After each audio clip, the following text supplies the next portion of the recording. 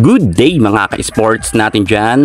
Battle for bronze nga tayo. Chocomucho kontra sa Akari Chargers.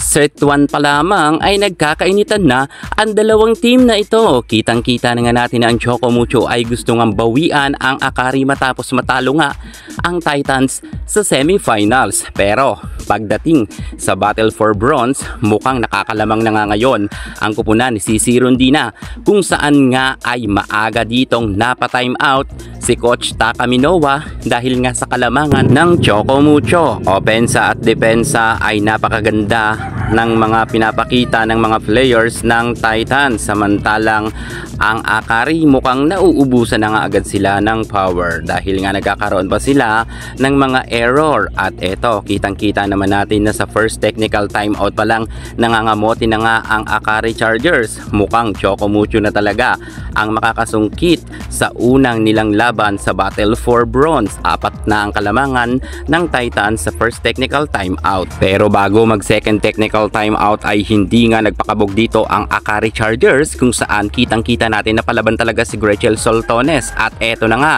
ang kalamangan nga ng Chocomucho kanina na 4 na puntos ay naabot na nga ng Akari Chargers.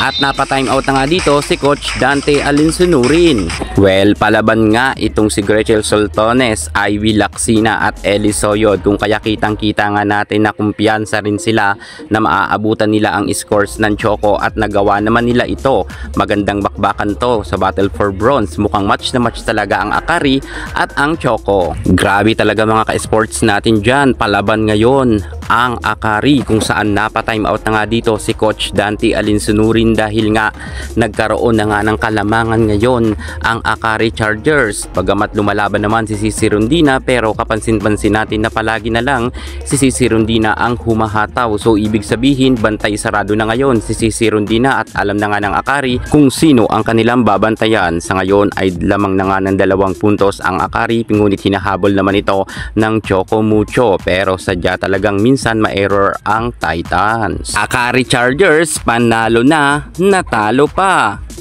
Una nga silang naka 2 puntos na kalamangan, pero hindi pa nila tinapos. At nang nagtayo na nga itong 23, dito na nagsunod-sunod ang error ng Akari players. At dahil nga sa error ng Akari Chargers, panalo nga ang Chocomucho sa set 1. Mukhang sinuswerte ngayon ang Chocomucho at inalat nga ang Akari pagdating sa duluhan na laban. Congratulations Titans, panalo sa set 1.